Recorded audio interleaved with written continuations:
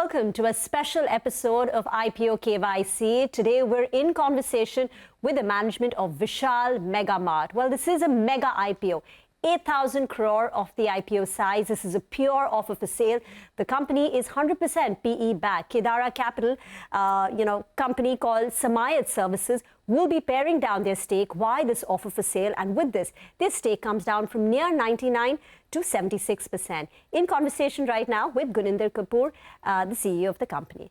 Gunender, thank you very much for joining in. So the first question is, right, it's a large offer for sale. Why? Firstly, the promoter stake is coming down from 98.77% to 76.02%. And I must say that they would continue to be the promoters and one of the large shareholders in the fullness of time too. They have a long-term commitment to the business. Now, as you know, we are largely private equity owned. So therefore, and private equity investors have been invested now for over 6 years. And therefore, this is just a dilution of this stake and an effort to make it a publicly listed company. And but PE companies have a fund life. Sure. So there is always a risk of further supply coming through. So what is the commitment from the Kedara group? That's absolutely correct, Reema. And therefore, we've been very upfront with all the potential investors that Samayat will continue to be a promoter of the company. The private equity investors have a long-term commitment to the business. They're very excited about the future of this business. And therefore, there should not be any significant concern on that front at all. They invested way back in 2018 at a valuation of 5,000 crore rupees. Now the valuation is 37,000 crore rupees. That's a big jump that we've seen in 6 years. Yes, by the grace of God, the business has performed very well. We have shared some numbers and they will all be in the public domain very soon. The company continues to grow at double-digit same-store sales growth. For example, in FY24, we grew at 13.6%. In terms of same-store sales growth, with a revenue of about 8,900 crore rupees. We achieved an EBITDA margin of 14%. We achieved a PAT margin of 5.8%.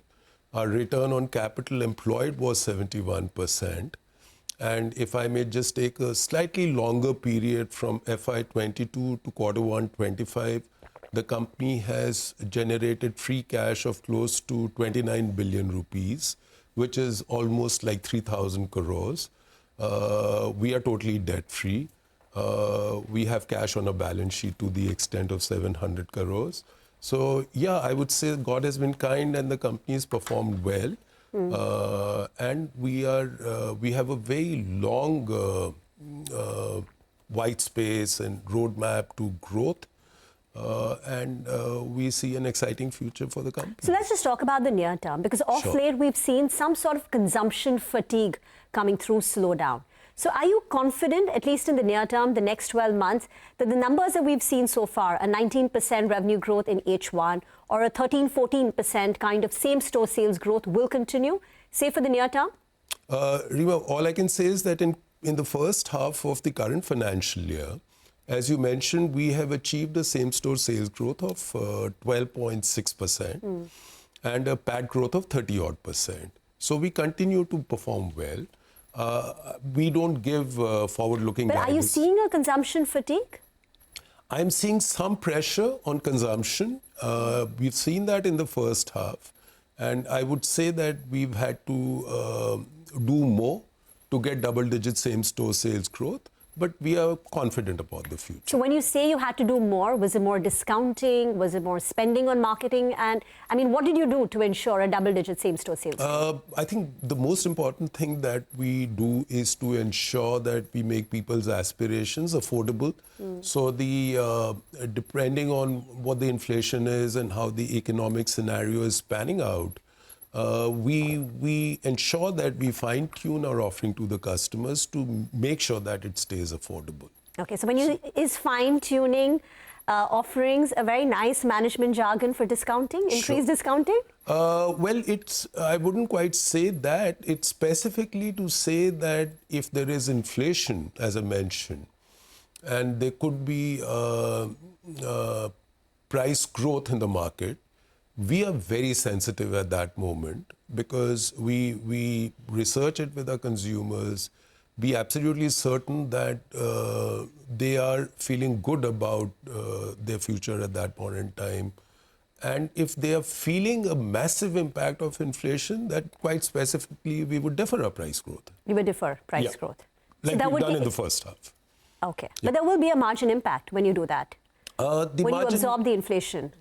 There could be at some points in time. For example, when the Ukraine crisis happened, the inflation on the input side was very significant. Not right now, it's quite benign, I would say, compared to that. And even in that situation, we felt that with the increase in food prices, our consumers and customers were really struggling for a short while. And we did not take a price increase, and we took a hit on our margins. Okay. And in H1, you've deferred a price hike, you said. I'm saying it's things like that. So it's not just one thing, which is discounting or marketing. Okay. It's even, for example, things like price growth. So it's a combination of all that. And indeed, when our customers are facing a challenge, we find that they buy more of our private brands and less of third-party brands because our private brands offer significantly better value at the same or better quality. So we see that happening in our stores at times. Okay. So Gunender, we have your numbers for the last 3.5 years now. Sure. So margins have largely between 13 to 14% at the EBITDA level. Gross margins broadly around 28%. Has that been the long-term trajectory? And do you think over the longer term, minor fluctuations here and there, investors can expect this kind of without being specific, I would say yes. Okay. I would say that our general view on gross margins is that we would maintain them at the same ballpark. Okay.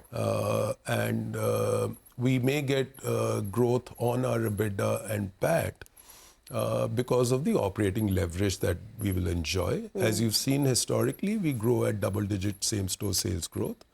And if the cost inflation is around 5, 6, 7%, then we do benefit from the operating So when Kedara leverage. took over in 2018, what were the operating margins, if you remember?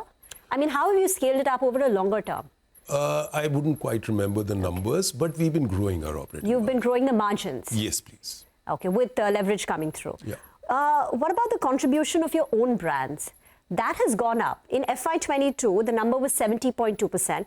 It's come to 72.86% as of the first half of this year.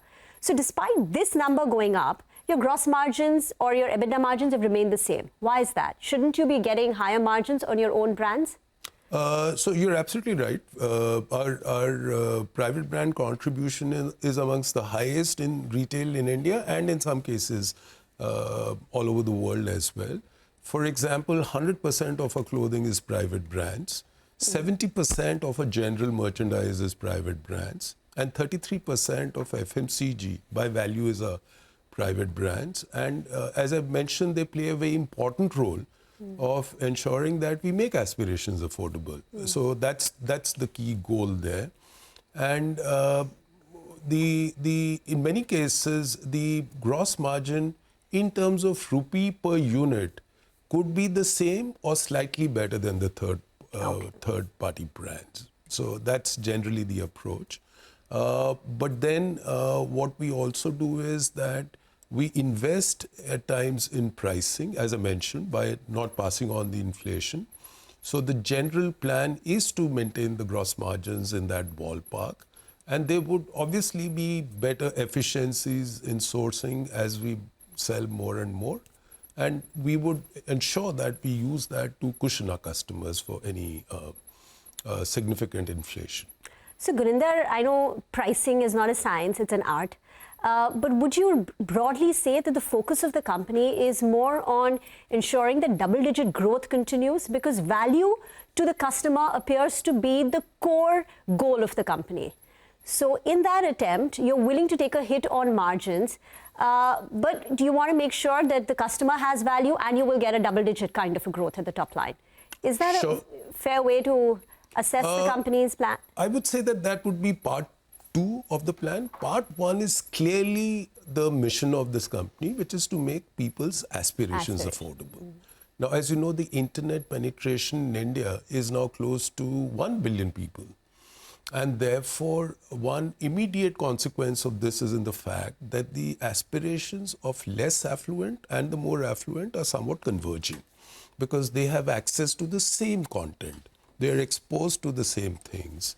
And that's in some ways a bit of a challenge for the less affluent people because they can't afford those aspirations. So our goal is to make those aspirations affordable. And the first step in that process is to ensure that we sell merchandise which is aspirational. And not commoditized.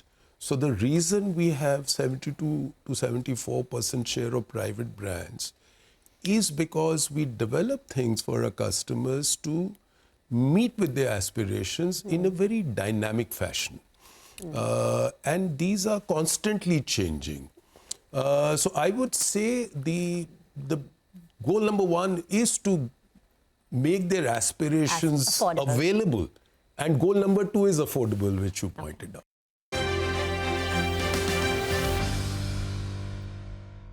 $1 billion internet users, but yet your online presence is negligible in terms of revenues and profits. Why is that? And is that something you're looking to scale? So we are largely an offline retailer, as you rightly said. We have in the recent years started a pilot, in fact last year, which we are rolling out at the moment to ensure that we are present in the quick commerce space in a relevant way.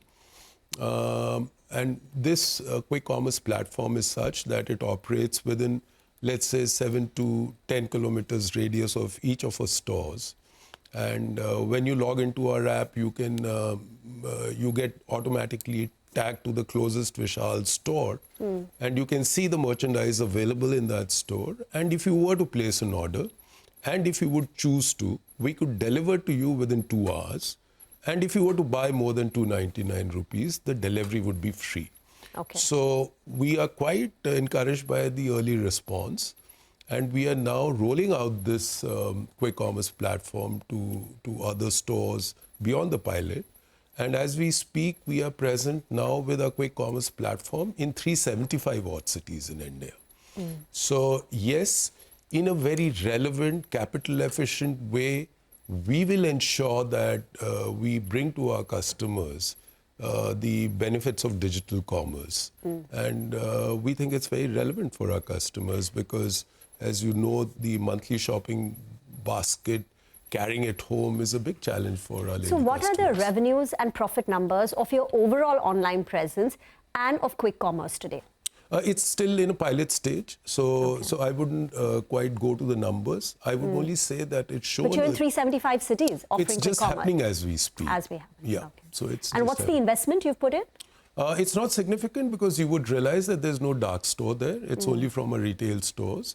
And the inventory is fungible between the store and the... So there will be no cash burn, as we see with other quick commerce companies? There would be some to begin with, but very small.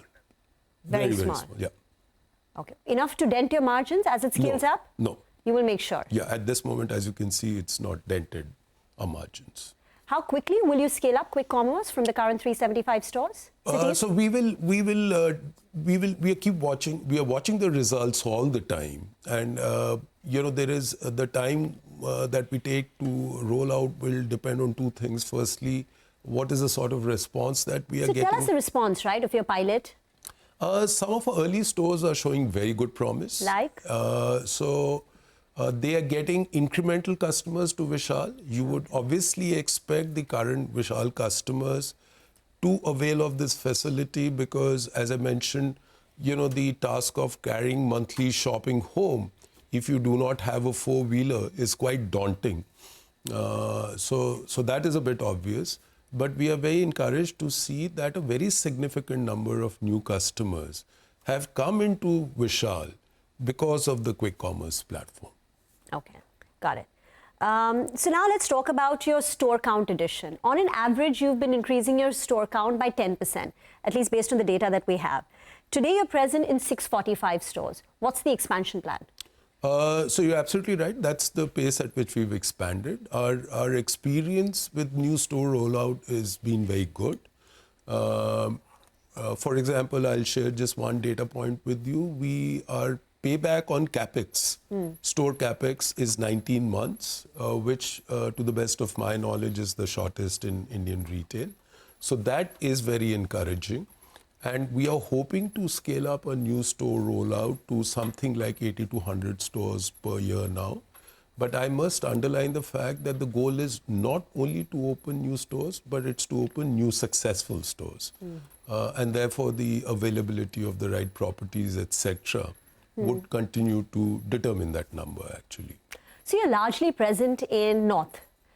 You've got, I mean, the most number of stores are in Uttar Pradesh, but you also have presence in Delhi, etc., Karnataka, Assam.